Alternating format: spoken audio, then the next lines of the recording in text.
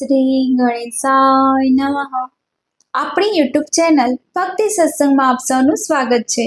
આજે આપણે આ વિડીયોમાં સાંભળીએ પતિતે પાવની માતા શ્રી કૃષ્ણ પ્રિયા તુલસી માતાની કથા. નિતનેમની કથા સાંભળીશું અને માતા તુલસીના પવિત્ર 108 નામ જપ પણ કરીશું. ઓમ તુલસી દેવ્ય ચ વિદ્મહે વિષ્ણુ પ્રિયાય જ ધીમહિ તન્નો વૃંદા પ્રચોદયાત. બોલો તુલસી માતાજીની જય. તુલસી માતાને આપણે ઘરે ઘરે વાવીએ છીએ. તુલસીનો છોડ ન હોય તેવું એક પણ ઘર હિન્દુનું ન જોવા મળે. તુલસી માતાજીની સેવા પૂજા કરવાથી નકારાત્મક પ્રભાવ જે ઘરમાં હોય છે, કોઈની બુરી નજર હોય છે, ગ્રહ બાધા નડતર હોય છે, વાસ્તુ દોષ હોય છે, તે પણ દૂર થાય છે અને આરોગ્યની પ્રાપ્તિ થાય છે. તુલસી માતાજી કે જે આપણે માતા કહીએ છીએ, સંબોધન કરીએ છીએ, તેનું કારણ એ છે કે માતાની જેમ આપણી ભાળ લે છે. જેમ કે આપણે ગાય માતા કહીએ છીએ. ગાયના દૂધનું સેવન કરવાથી આરોગ્યની પ્રાપ્તિ થાય છે. જેમ કે ગંગા મૈયા કહીએ છીએ. ગંગા માતાના જળથી સ્નાન કરવાથી, પાન કરવાથી પણ શુભતા જીવનમાં આવે છે, પવિત્રતા આવે છે, મોક્ષની પ્રાપ્તિ થાય છે.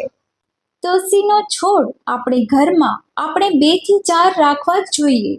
અને જ્યારે ઘરમાં કોઈ બીમાર હોય, શરદી સડીખમ, ત્યારે તુલસીની ચા અવશ્ય પીવાય છે.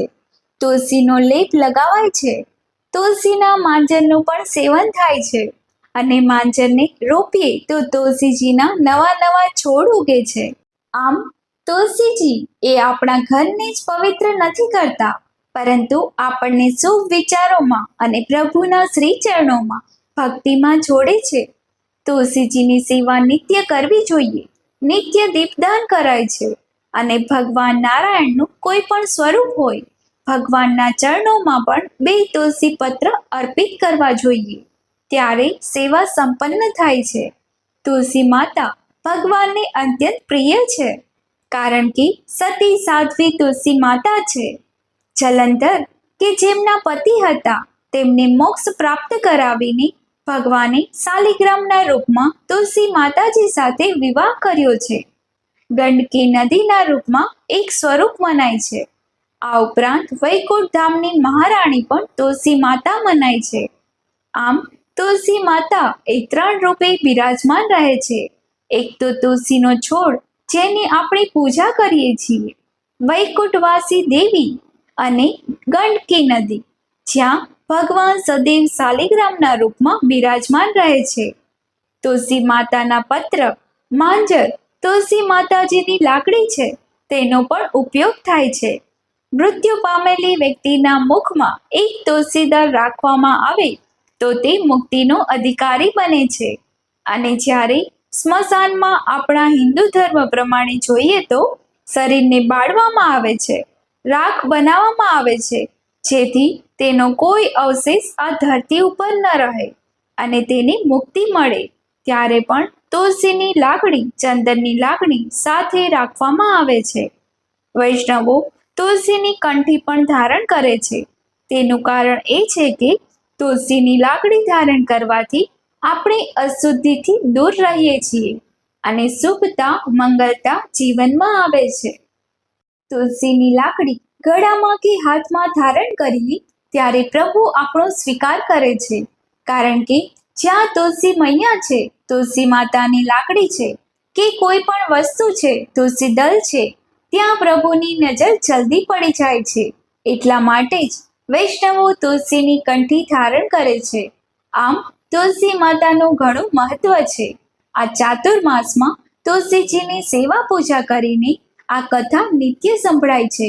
શુભ તિથિમાં પણ તુલસી માતાની આ નિતનેમની કથા સંભળાય છે, કારણ કે તુલસી મૈયા પ્રભુને અત્યંત પ્રિય છે. આવો આપણે સાંભળીએ તુલસી માતાની કથા, અને ત્યારબાદ નિતનેમની કથા સાંભળીશું અને 108 નામ પણ સાંભળીશું. બોલો તુલસી મૈયાની જય. શાસ્ત્રોમાં કહેવાયેલી કથા અનુસાર વૃંદાદેવીનો જન્મ રાક્ષસ કુળમાં થયો હતો. નાનપણથી જ વૃંદા ભગવાન શ્રી નારાયણની ભક્તિ કરતા અને તેમનો વિવાહ એક રાક્ષસ કુળમાં જ દાનવરાજ જલંધર સાથે થયો. રાક્ષસ જલંધર સમુદ્રમાંથી ઉત્પન્ન થયા હતા. શિવના અંશ કહેવાય છે. વૃંદા પણ ઘણા પવિત્ર હતા. સદા પોતાના પતિની સેવા કરતા, પતિવ્રત ધર્મનું પાલન કરતા. એકવાર દેવતાઓ અને દાનવો વચ્ચે યુદ્ધ થયું. ત્યારે જલંધર પણ આ યુદ્ધમાં જોડાણા અને રાક્ષસોના પક્ષમાંથી યુદ્ધ કરવા તૈયાર થયા. ત્યારે વૃંદાએ કહ્યું, સ્વામી, આપ યુદ્ધ પર જાઓ છો. આપ જ્યાં સુધી યુદ્ધમાં રહો ત્યાં સુધી હું અહીં બેસીને પૂજાપાઠ કરીને અનુષ્ઠાન કરીશ, જેથી આપના પ્રાણોની રક્ષા થાય. જ્યાં સુધી તમે પાછા નહીં આવો ત્યાં સુધી હું આ સંકલ્પ નહીં છોડું. જલંધર પણ યુદ્ધ માટે ચાલ્યા જાય છે. વૃંદા વ્રતનો સંકલ્પ લઈને પૂજા કરવા બેસે છે. એ વ્રતના પ્રભાવથી દેવતા જલંધરને હરાવી શકતા નથી.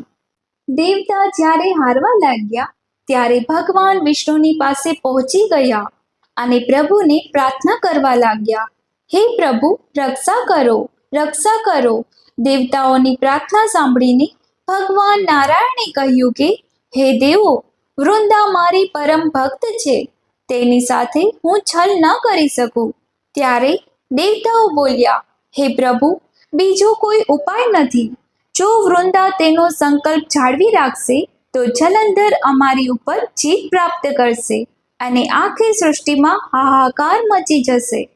ત્યારે ભગવાન નારાયણ કે, જે સૃષ્ટિના રક્ષક છે તેની ઉપર આ કાર્યભાર આવ્યો. હવે પ્રભુએ આ કાર્ય તો કરવું જ રહ્યું, કારણ કે શાસન દેવતાઓના હાથમાં હોય તો જ સૃષ્ટિનું સંચાલન વ્યવસ્થિત રીતે ચાલે. એટલા માટે ભગવાને જલંધરનું રૂપ ધારણ કર્યું અને વૃંદા પાસે મહેલોમાં પહોંચી ગયા. વૃંદાએ પણ પતિને પોતાની પાસે આવતા જોઈને પૂજાપાઠનો સંકલ્પ પણ પૂર્ણ કર્યો અને પોતે પૂજામાંથી ઊભા થઈ ગયા. પતિના ચરણોને સ્પર્શ કર્યા. આ બાજુ વૃંદાનો સંકલ્પ જેવો તૂટ્યો કે દેવતાઓએ જલંધરને મારી નાખ્યો. તેનું શિર છેદન કરી નાખ્યું. જલંધરનું શિર કપાઈને પોતાના મહેલમાં, એટલે કે જ્યાં વૃંદા હતી ત્યાં જ પડ્યું. ત્યારે વૃંદા આશ્ચર્યની પેઠે ભગવાનની સામે જોઈ રહી અને જલંધરનું રૂપ ધારણ કરેલા ભગવાનને કહેવા લાગી, કોણ છો તમે? આ સાંભળીને ભગવાન નારાયણ પોતાના અસલી સ્વરૂપમાં આવી ગયા. વૃંદાએ કુપિત થઈને ભગવાનને શ્રાપ આપ્યો કે તમે પથ્થર બની જાઓ. આમ ભગવાન નારાયણ પથ્થર બની ગયા. સતીનો શ્રાપ મિથ્યા કેવી રીતે થાય? દેવતાઓમાં ફરી હાહાકાર મચી ગયો. દેવતાઓએ વૃંદાને પ્રાર્થના કરી કે શ્રાપને ફરી પાછો લે. ત્યારે વૃંદા તો પોતાના પતિ જલંધરના શિશને પોતાના ખોળામાં લઈને સતી થવા માટે ચાલ્યા ગયા. વૃંદા જે સતી થયા તેની રાખ બની. એ રાખમાંથી એક નાનો છોડ થયો, જેને આપણે તુલસી કહીએ છીએ. ભગવાન નારાયણ પથ્થરના રૂપમાં રહેવા લાગ્યા, જેને આપણે શાલિગ્રામ કહીએ છીએ.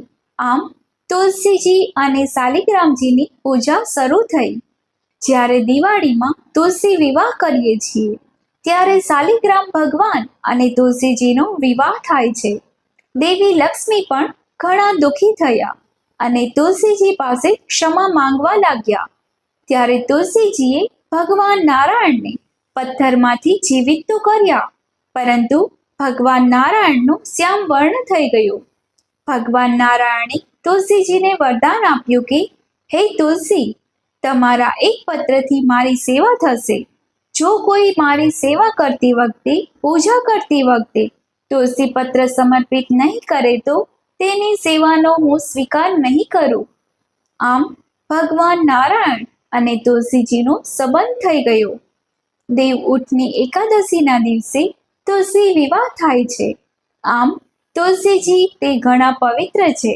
સાક્ષાત લક્ષ્મી સ્વરૂપા કહેવાય છે. શાસ્ત્રોમાં તુલસી સંબંધી ઘણી કથા છે, જેને સાંભળવાથી પણ પાપોમાંથી મુક્તિ મળે છે.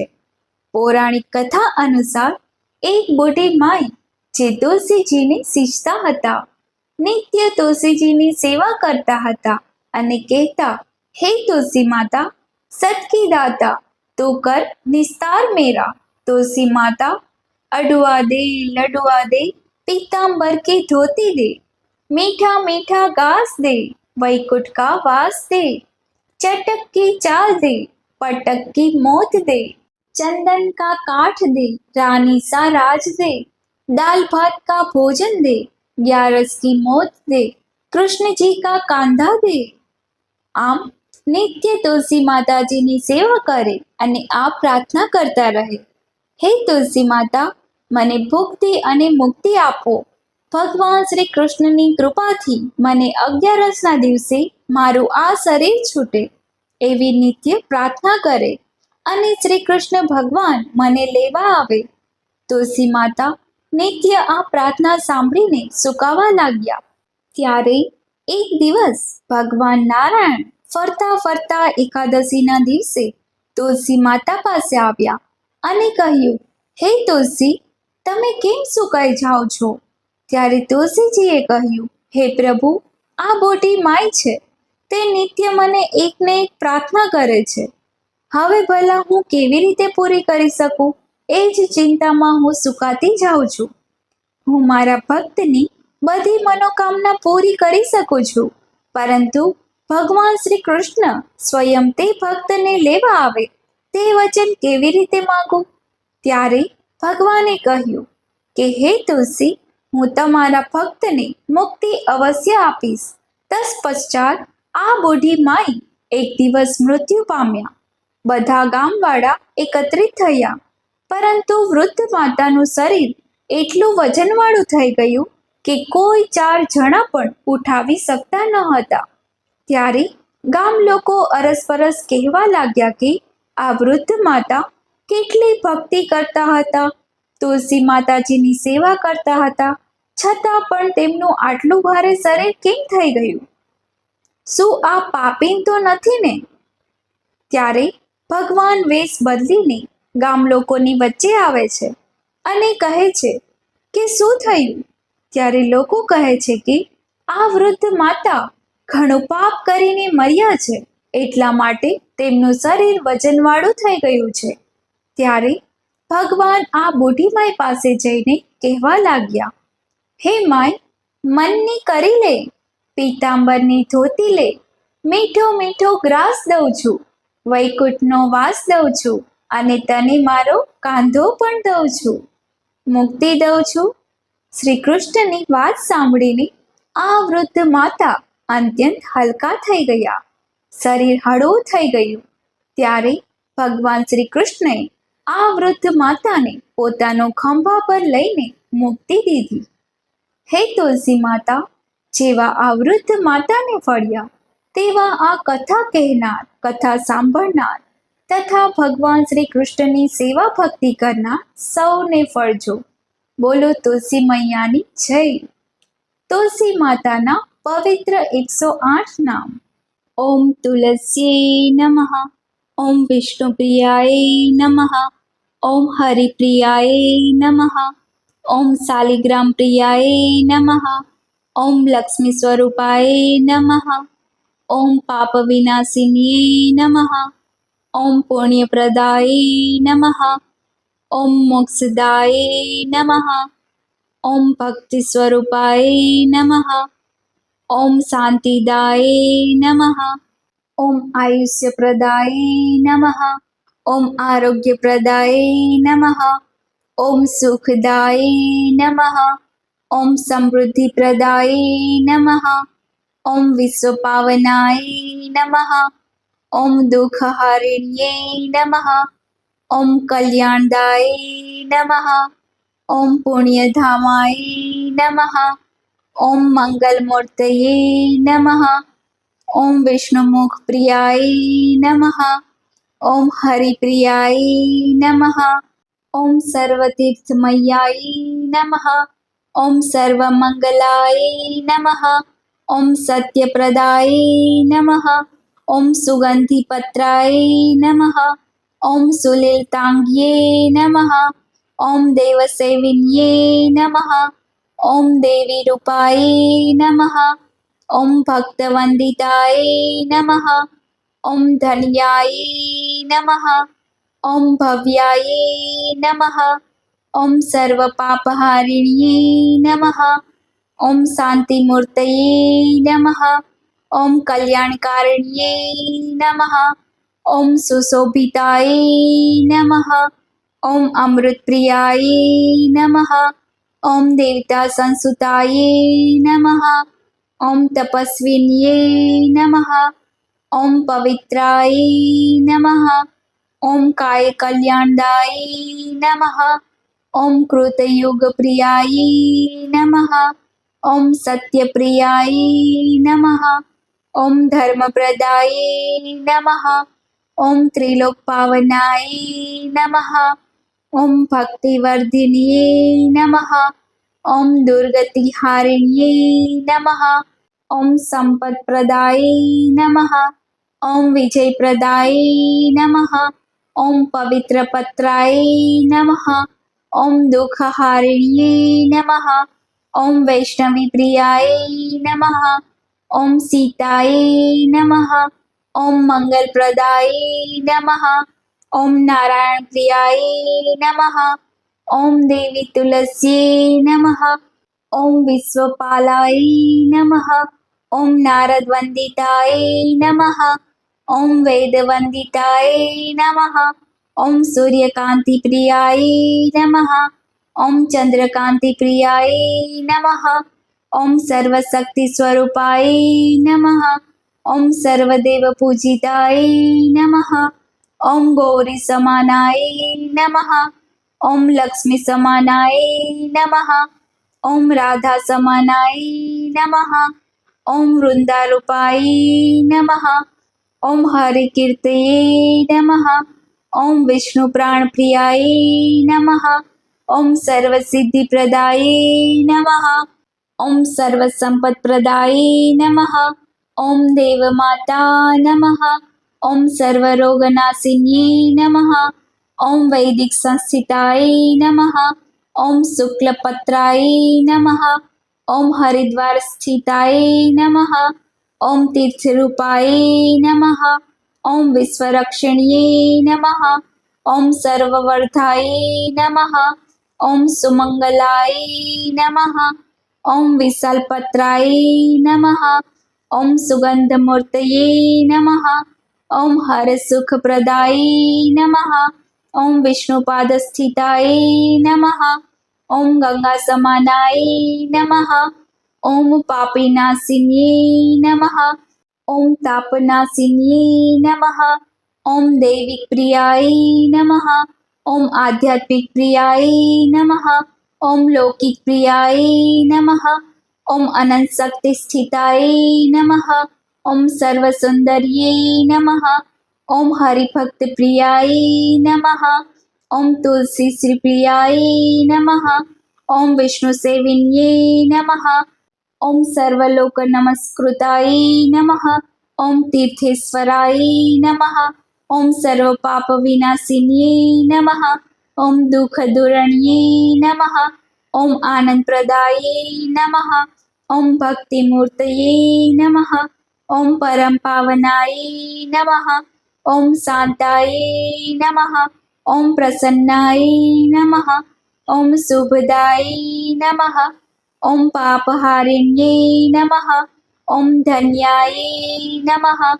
ઓમ દેવયોનિસ્થિતાય નમઃ. ઓમ વિષ્ણુપાદતુલસ્યે નમઃ. તુલસી ત્વં જગન્માતા, તુલસી ત્વં જગત્પિતા, તુલસી ત્વં જગત્પાત્રી, નમસ્તે તુલસી શુભે. બોલો તુલસી મૈયાની જય, પૂર્ણ પુરુષોત્તમની જય.